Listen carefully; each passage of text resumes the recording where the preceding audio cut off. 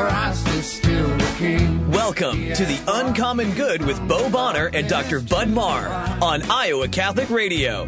Every Wednesday, diving deep in the truth of the Catholic Church and restoring all things in Christ. The Uncommon Good, live from the Mercy Live Up studio. The Uncommon Good is on the air. I'm Bo Bonner. I'm Dr. Bud Marr. We are coming to you live from the Mercy Live Up studio in beautiful Des Moines, Iowa. 1150 AM, 88.5 FM, 94.5 FM, streaming live, iowacatholicradio.com. And if you have the Iowa Catholic Radio app from Blessed Ministries and the People's Abstract Company, you can listen to us pretty much darn tootin' anywhere. Bud, how are you doing today? I'm okay. What's the most creative place you've listened to Iowa Catholic Radio? I've Kansas. Okay. Yeah. I haven't gone too far afield there. Yeah. So whenever you cross from Kansas into Iowa and Nebraska, do you say, we're not in Kansas anymore? Yeah. Kids? Yeah, I do, and they all groan. Actually, this time I drove through your great state.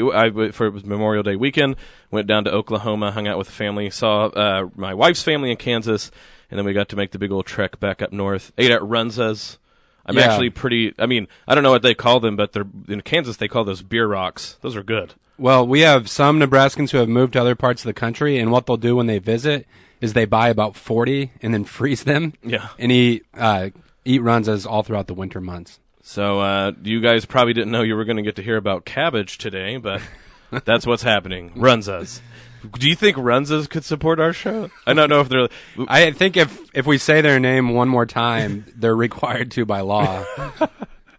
I'm sorry, I'm enjoying this a little bit too much. Yeah, I forgot about the cabbage angle, though. Yeah, cabbage. I mean, I could do an entire 40 minutes on cabbage. I know that Tony Calmette's in there and may be listening, and I don't know how he's going to feel about us talking about cabbage for an entire show, but kimchi... I mean, I could really bring this up. Cabbage with Polish sausage. Yeah, I think a lot of Poles moved to that area of the country. Let's see, My Antonia, the novel.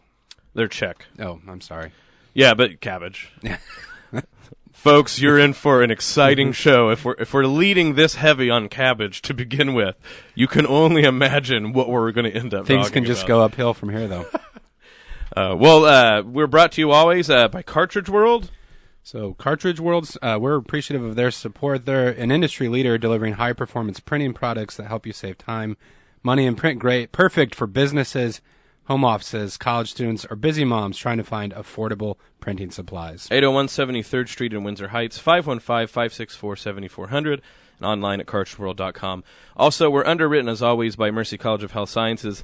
And I guess to be a bit more, somber tone and serious, one of the things that I really want to talk up our college is we've had a student who faced a tragedy last week. She lost her 4-month-old baby girl, and the memorial service was yesterday. And in the sanctuary where everybody had gathered, the girl's favorite color was purple, and so they had everybody wear purple if you could. Well, I don't know if you noticed, but Mercy College's scrubs are all purple. And we had row after row filled with purple scrubbed students showing their solidarity for their fellow student there. And, it's one of those deals where colleges are many things for many people. Instruction, a place to find out what they want to do in life. But there's also this idea of solidarity, and to see one of our fellow students in a great time of need, to be supported by the Mercy College family.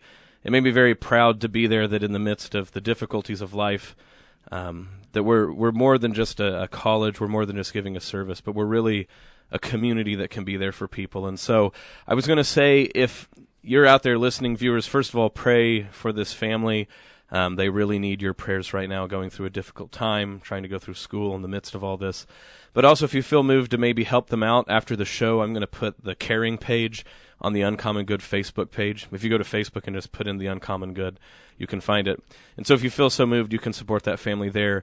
But I know this is maybe a weird way to talk about an underwriter, but I think that is one of the best ways that we can brag on Mercy College, is in the midst of difficult life situations. We really are a family that way. Yeah, sometimes being a smaller community can make things more difficult, just in the sense, there's other institutions, other schools that have more resources, let's just be frank. But there's something, like you said, about solidarity, Bo. And that ability. I can honestly say that I cross paths with most students at Mercy College over the course of a semester, and so it is a tight knit community. And in that regard, I am grateful, and it's a high calling where you don't want to let anyone fall through the cracks. That in a sense we're all bound together and responsible for each other's good. And so I appreciate your reflection. I know is probably meaningful to the student that you were able to make that yesterday. Well, so like we said, we ask for prayers for Mercy College. Like I said, we're all sort of in this together, helping the student out, and so we'd appreciate your prayers. And like I said, if you go on the Uncommon Good Facebook page, we'll have something if you feel moved to donate. That actually really sort of rolls into what we're going to talk about today.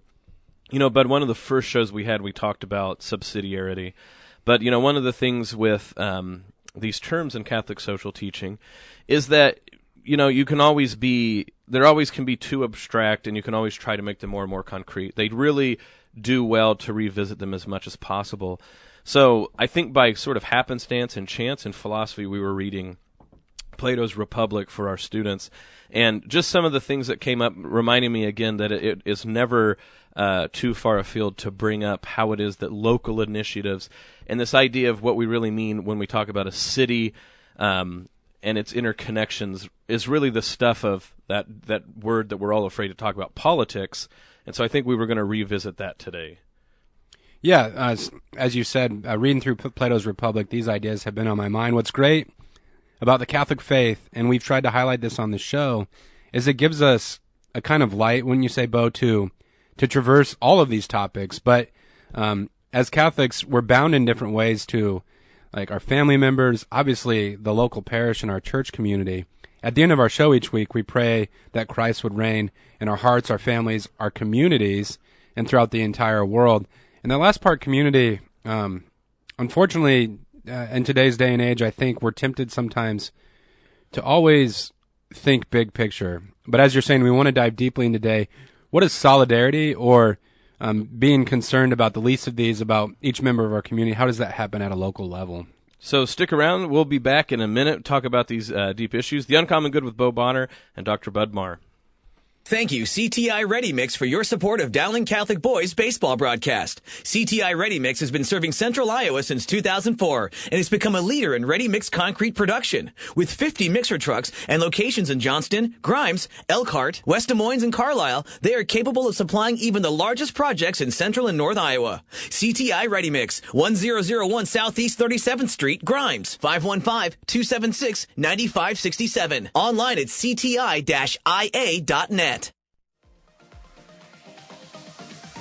Don't miss the second annual Summer at the Well Women's Gathering Saturday, June 24th at St. Thomas Aquinas Catholic Church in Indianola. From 10 a.m. to 8 p.m., you will experience a day full of faith, fellowship, and fun. Inspirational talks by local speakers, uplifting praise and worship music, adoration, and Saturday evening vigil mass. $65 registration, lunch and dinner included. Scholarships available. Register before June 9th at thewelldesmoines.com.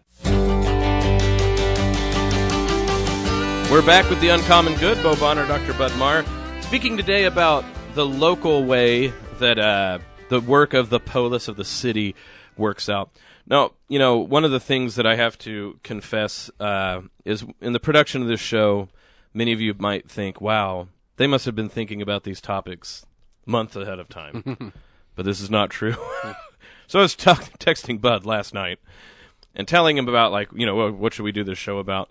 And part of it is, like I said, when there's happy accidents of providence, that we're doing stuff in other aspects of our life, and it really comes to bear on what we talk about on the show, the common good, Catholic social teaching. So we're teaching Plato's Republic. I've taught this quite a few times.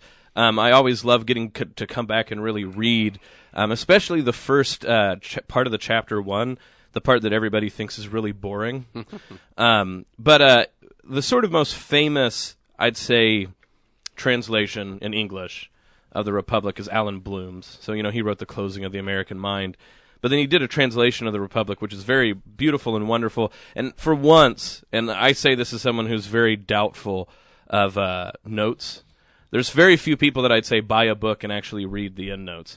Anthony Esselin's endnotes for Dante's Divine Comedy, for instance, totally worth what you pay for them. Bloom does a really good job of giving notes about the Republic. So I know you're like, wow, Bo, we're talking about what your texting habits are and your reading habits are, but I'm getting to the point. Mm-hmm. So he starts to talk about, this book of Plato's is sort of seen as the bedrock of political discussions from there on out, 3,000 years, basically, dealing with what Plato said in the Republic. But Bloom was pointing out that the words themselves, how they've come down to us, how we've translated them, have already begun to show how we think about things rather than learning lessons from what that book says. And so one of the first, Bud, that he points out is that the title, The Republic, is not really a good translation of the Greek. The Greek is like polioteia. I'm really bad at pronouncing Greek, so forgive me. And the idea, Bloom says it's something more like the regime. We, I think, worry about that sort of word, but he means the title is implicating, like, who are the people that get things done when it comes to life in the city. But he goes back to that the word has its root in polis, and I think we've all heard of this, where politics comes from. But polis means city.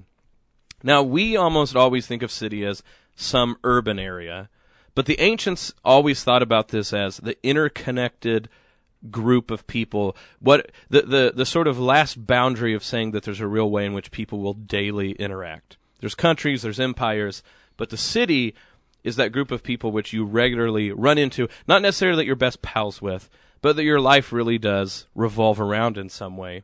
And so for them, there is a real way to talk about the composition of a city is to talk about how human beings live together. And of course, St. Augustine takes this up. His big work is the city of God, not the country of God, the nation, the empire of God, or even the family of God, the city of God, and so henceforth all the way out.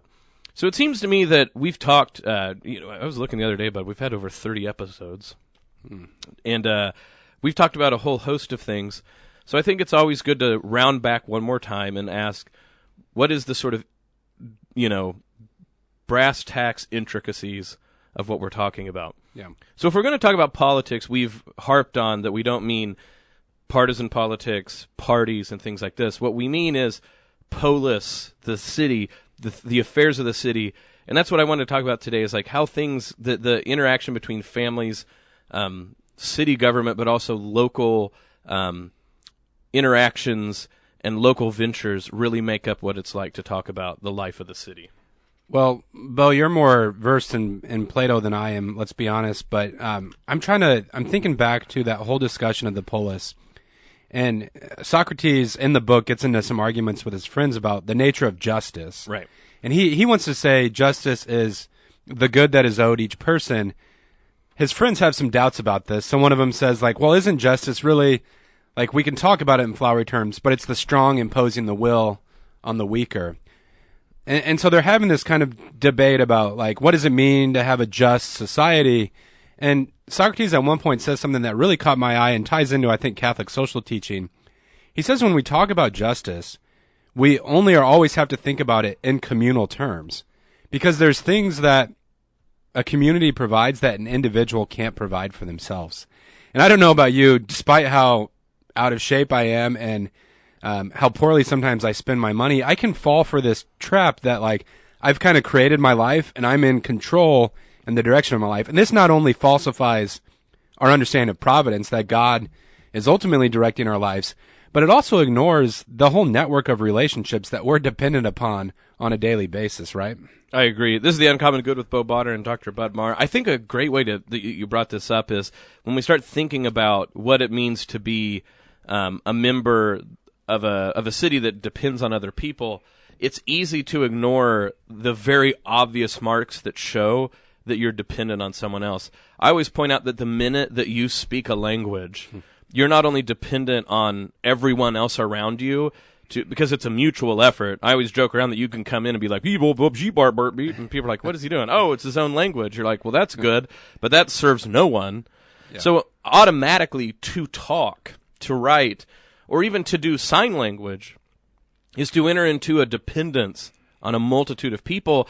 But that's only the horizontal level. To speak is to depend on people who've come before you that you've never met. Yeah. One of the things we dork out and do in class a lot that I think students get annoyed at first, but then I like to think that in the end they find it a charming and refreshing thing that their professors do, and they laugh as they're smoking pipes by a fire thinking about it. We're always showing the etymology of words, which is a fancy way to say the history of words. Where do words come from? What are their predecessors, their ancestors? The reason that I think it's so interesting to think about the history of words is to think that they have a livelihood too that has preceded me and will keep existing after I'm dead. Now you go, maybe listener, why are we talking about linguistics if we're talking about politics?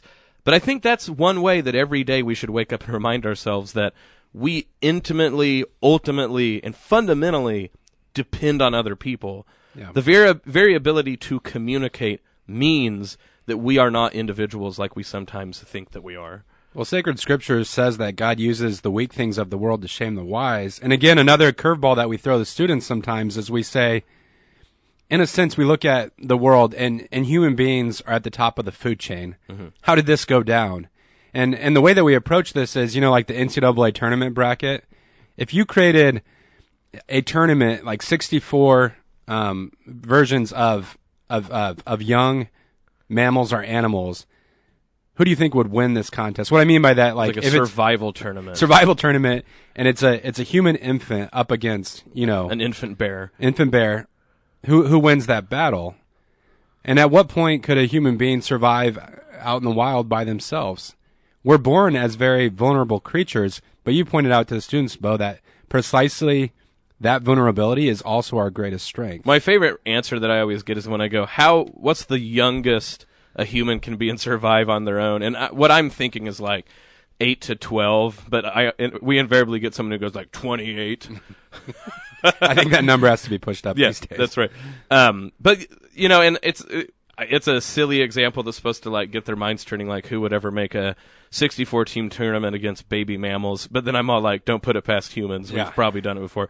But the idea is, okay, we're at the top of the food chain, but those little babies, they can't do anything on their own. And there's other animals that, you think about like a little puppy, they can get going pretty quick. I was at the zoo in Omaha, and there's a baby giraffe. He was like 5 days old, and he was doing somersaults. Right. I mean, they're just running all over the place. Yeah, and so you start to go, how is it that a creature so weak, so devoid of hair even? I mean, we have to like spin. Speak for yourself. Yeah. Well, but I think against the elements, right, we're not going to match our hair up against like a sheep's wool, for instance. Cabbage. Yeah. Go ahead. But it's precisely because our children were so weak and we were forced to stay in community that we've gotten to where we are. And I think that goes back to what we're talking about when it comes to something like the city. I guess what I'm trying to point out is it's really easy to talk trash and get angry about our interactions with other humans. Like, let's be really honest about the human element of this. What do other people do to you seemingly most days? They're in front of you in traffic. They're taking up time at Hy-Vee. Trying to figure out the microchip on the credit card. Right. They're being rude. They're asking you for things. Yeah. I mean, depending on what your job is, human beings are like the source of most of the frustration of your life. Depending on what your family and friends are like, human beings are the source of most frustrations of your life. We have a narrative that like we just need to go get away. I think we say, if we could just be by ourselves. But we're inescapably drawn in community with each other, even when it comes to something like the virtual life that people try to live on internet. Yeah, those are all completely dependent on people. I think one of the things that we would say about the virtual life is it's more like the ghosts of people, because like that website doesn't have a person present there, but that's the markings of someone else. We inescapably have to deal with each other. And so when we talk about life in the city, it's easy to think of distractions. When we think of the life of politics, it's easy to think of people barking campaign slogans at us, or people making backroom deals, people passing laws we don't like. But Socrates, the Catholic social tradition, is begging us to think of a much more intricate, intimate, and foundational way to think about all of these things. Yeah, and all of this conversation is really at the heart of Catholic moral theology. I think you can judge the strength of a society on the basis of how it treats the least among its community. And the church has always upheld saints who, you think about recent saints like Saint Mother Teresa. In the common parlance, we throw out the phrase like the power of love. I think there's a Celine Dion song about that. And it sounds really... I hope so, if not. The power. It sounds really empty and vacuous. But, you think about someone like Saint Mother Teresa, and why was the world drawn to her? Like, why was she on the cover of Time magazine? And it was precisely because she was there providing a gift, I would say, that could not be provided in any other way except to be with helpless individuals at the moment of their deaths. And, the world might say that's a failure because a life wasn't saved. Well, a memo of sorts. We all are mortal. We'll all pass away. But the church, part of the heroes of our faith are those who are there literally on the front lines. I mean, that's another cool thing about Mercy College. We're training folks to provide compassionate medical care, and just really how that's one way that we extend the grace of God into people's lives. And this brings us to another, this is Fancy Word Day, I guess, on the show. But Fancy Word Day! Fancy word. Cabbage. Besides cabbage, in class we talk about oikophilia. And when we first say that phrase, students are like, huh? But we break it down, we say oikophilia, this comes from a philosopher, Roger Scruton, who says, to truly seek justice, we have to have a love of place. And, Bo, you've pointed out that when we talk about a social issue like homelessness, it's easy to turn the homeless, even how we use that phrase, into a kind of abstraction. It's something out there and it doesn't have flesh and bones. And if we always just talk about the homeless or homelessness, in a sense, we never move forward to truly love other people. Saying that there is this particular homeless person, say Jerry, whoever his happen names to be, and he's a member of our community, that completely shifts the conversation. All of a sudden, Jerry is not a member of the homeless community. Jerry is ours. He's a part of our town. Yeah, and I think that, we do this with sort of how we arrange architecture, cityscapes. Again, these things fall into easy abstractions, but when you talk about the practicalities of the matter, why does it matter where you place a road, for instance? This goes to something you've talked about with, not to bag on Omaha, because plenty of cities do this, but when it comes to when people decide to make a highway, for instance, no one ever asks small things like, well, what is that driving over or away from? Mm-hmm. So I think we've made modern cityscapes where we don't have to see things that call to question our concrete lives together. We've tried to make it as abstract as possible. If you get on a highway and you can go from point A to point B in 10 minutes and see very little of the city, I'm not bashing this. I'm not trying to say we should burn down 235 tomorrow, although some days when I'm driving 235, yeah. But I'm not saying that it's bad. And I mean, of course, there's great things that come from that. If you're sick in West Des Moines, they can take you to Mercy on 235. Yeah. Obviously, technology's good, but there's a cost. And so we don't see each other.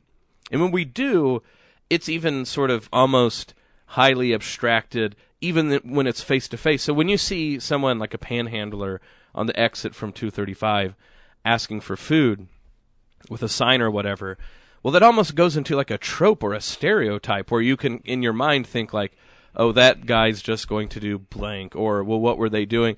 And, no fault of them or you, there's no way for you to stop at a stoplight and get to know why is that person in the need that they're in.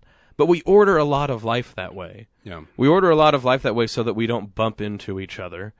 And I mean, half the time at Mercy College, why we have people go out and do service learning projects, I mean, none of us are dumb enough to think those kids are going to solve huge issues in 15 hours, but maybe they can put a face to what I mean, we really point this out too. These are your neighbors. This is not helping someone far away. These are neighbors in need of help. I think any way that we can go to make politics seem more concrete in that regard, the life of the city, is what we have to be about. I even think about it in terms of, we'll talk about politics and sides fighting, but I just want people to realize that politics is the fact you have a road to drive on. Mm-hmm. I want you to realize every time you flush the toilet, folks, that is a big political issue. You do realize, the huge fight everybody's having about water, for instance, right? We don't have to go into this and fight the merits of this, about entire parts of Iowa fighting with other parts of Iowa. But I'm telling you, you flush that toilet every day and you turn on that sink and you don't think a minute of it, that's a political act.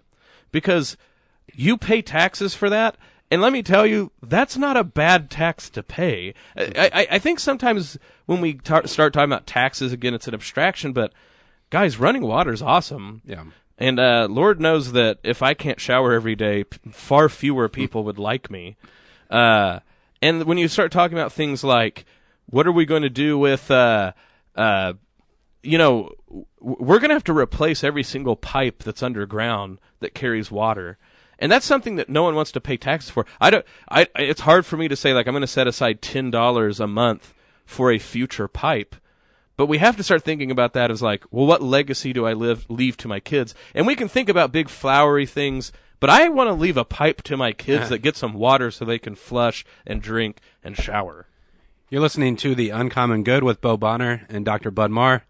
Bo, I think that's great. There's really a brass tacks nature to this whole conversation. And, I've heard atheist critics accuse Christianity of being pie in the sky. If you actually read the teachings of Jesus or delve deeply into into Catholic social teaching, it's very much caught up in the nitty-gritty of everyday life. And I loved, so a few minutes ago you're talking about cityscapes and the way that we even build our roads or design our buildings.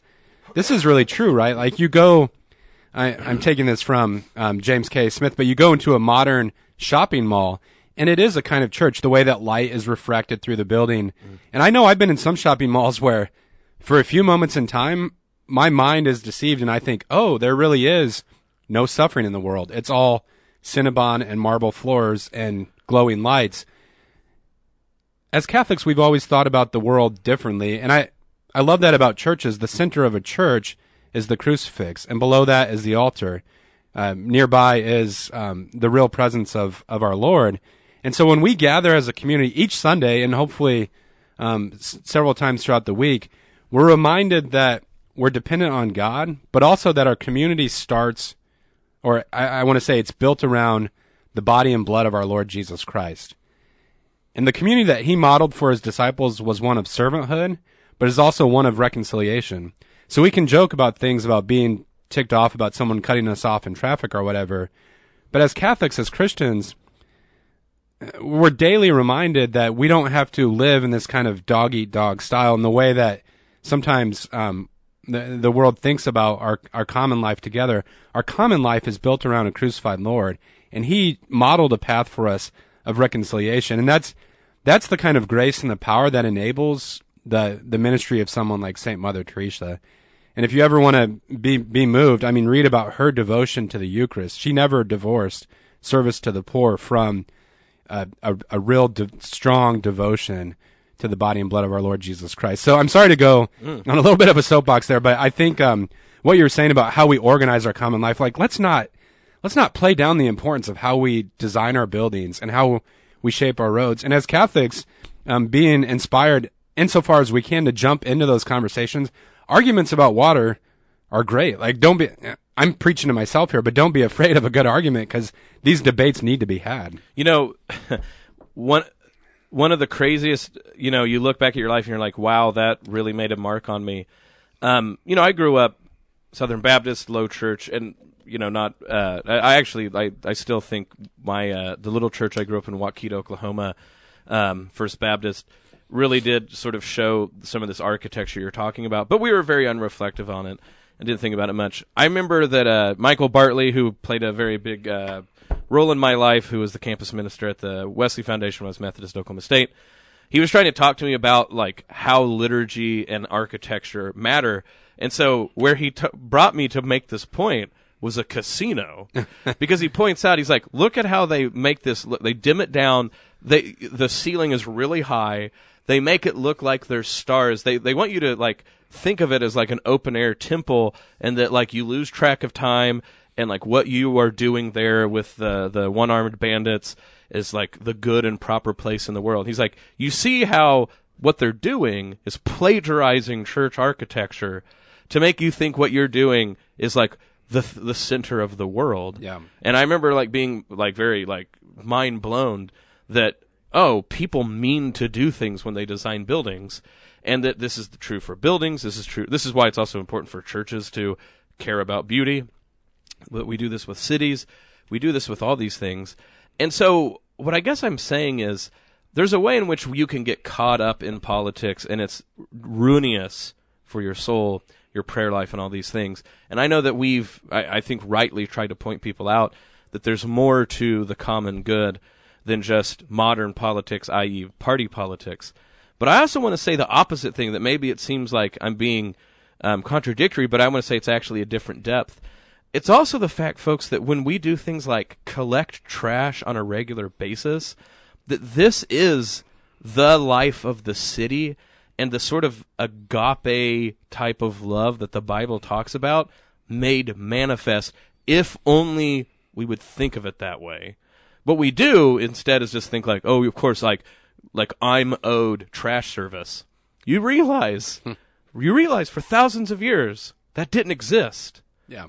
And I guess what I'm saying is like the sort of miracle of political life in this ancient way is you really could go out when you put out your trash and see it for the near miracle that it is.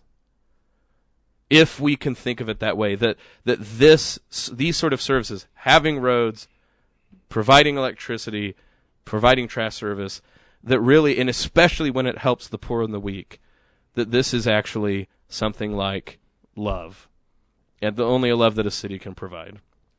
Yeah, one thing that I've been trying to challenge myself with is, how can I live in such a way that there's no divorce between my faith and day-to-day existence? And, of course, Bo, like we started today talking about the local, and it was kind of fun to see where the conversation headed. But, you know, even little things like where we shop. With our students at Mercy, I always love hearing student stories about, like, my parents own an ice cream stand or something like that. And again, an ice cream stand, it seems like a small thing, but that kind of locality and getting to know, you know, here in Iowa, we have the opportunity sometimes to buy food from local farmers. Yeah. Here at the station, we tried to emphasize local programming, but that's all creating a thicker local community where we know each other. We know the people who we buy our beef from. Yeah. Well, we need to take a break. We ran long because it was an awesome conversation. So we'll be back in a minute with the Uncommon Good, Bo Bonner, and Dr. Budmar. Thank you, construction professionals, for your support of Dowling Catholic Sports 365. Construction Professionals is a family-owned business dedicated to our customers. Whether designing, building, or renovating, we are here to better serve you. cpcustomhomes.com. Don't miss the second annual Summer at the Well Women's Gathering Saturday, June 24th at St. Thomas Aquinas Catholic Church in Indianola. From 10 a.m. to 8 p.m., you will experience a day full of faith, fellowship, and fun. Inspirational talks by local speakers, uplifting praise and worship music, adoration, and Saturday evening vigil mass. $65 registration, lunch and dinner included. Scholarships available. Register before June 9th at thewelldemoines.com. Be sure to tune into my show, John Leonetti in the Morning, to start your day. Thanks to Plaza Dental Group, Catholic-owned and good friends to Iowa Catholic Radio. Comfortable Dentistry, 515-344-3523, online at dmsmiles.com. We're back with the Uncommon Good. You know, but to round out the show today, since we talked about local initiatives, I just thought, you know, instead of doing an unbrilliant question or something like that, we can talk about some of the local initiatives that we're involved with. Obviously, Mercy College comes to mind, your local Catholic college. The Catholic College of Des Moines, I would say. That's right. We should make that we should put that in Latin underneath it. Another thing that's been on my mind, and we've been having conversations with our good friend Brian Gonzalez and the folks at Intervisions. They do work supporting women who have unexpected pregnancies, or maybe what we'd call like a crisis pregnancy. And I think really the work that they do is an act of solidarity, where it's not a handout, but it's an opportunity to walk alongside someone in a difficult situation and to really promote the opportunity for them to affirm life. I know they're having their gala this Thursday evening, so I mean, there's great worldwide Catholic organizations. I think there's something to be said about keeping your money here at organizations here in town. You were bringing up the ice cream place. It's Dairy Zone, and I Okay. just have to tell you, it's fantastic. It's in the eastern. It's on eastern part of the city. Go to Yeah. Dairy Zone. I think about like Divine Treasures. Look, I'm not acting like you should never use Amazon again. I mean, I use Amazon. I can't like lie about that. But Divine Treasures is your local Catholic bookstore. That's a place where we have the Divine Treasures All Stars. So you can get things there, and sometimes it's stuff that you can get elsewhere. But literally, just having a face and a relationship with people really makes a difference. And I think sometimes people forget that. I think in the spiritual life, Bo, you mentioned like turning on our faucet, not really thinking about that, and all the kind of work that went into that. Certainly not taking for granted your local parish, Right. and the role that a parish serves in a community. I know in St. Louis we went to a church called St. Francis de Sales, and I think just the presence of that revitalized Catholic community had an impact in the neighborhood, even though not necessarily a lot of the neighbors went to Mass there, that just the presence of the priest being there and kind of like an ongoing life of art and worship really helped to help the community as a whole. And I'm in a place like Des Moines where we have the opportunity to have intermediate institutions, arms of the church's service, like the St. Vincent de Paul Society. You think of St. Joseph's and St. Mary's. There's all these different ways, the Catholic Charities, that these are local arms that locally help people, that when you talk about have I helped my neighbor and who is my neighbor, that you have all these opportunities to be able to reach out and say, these people are my neighbor. Well, I think that's going to kind of wrap up the conversation for today. Thanks for listening. I did want to plug real quickly that the Rosary will come on right after this. If you've been keeping up with Bible in a Year, that takes place, 5:30. 5:30. Yeah. Well, and I'd say that the final thing to say, if we're talking about locality, is we're a local show on a local radio station. It's something easy to take for granted as well. So if you're so moved, we had a wonderful carathon, but we still need those donations throughout the year to keep running. So a personal plug to maybe think about donating to Iowa Catholic Radio, because like we said, certainly not everywhere has a radio station like this. And just to brag, ours is pretty awesome. Well, what did Mother Angelica used to always say, like, keep us between your electric bill and your cable bill? Right. Or cancel your cable bill and give twice as much. I like that idea as well. This has been The Uncommon Good with Bo Bonner and Dr. Bud Marr. We loved having our time with you today. May the Prince of Peace, Jesus Christ, reign in our hearts, in our families, in our cities, in our state, in our country, in the entire world. This has been The Uncommon Good. God bless. See you next week, Thanks, folks. guys. The Uncommon Good with Bo Bonner and Dr. Bud Marr is heard Wednesdays at 9 a.m. and 9 p.m. on Iowa Catholic Radio and on the official Iowa Catholic Radio app.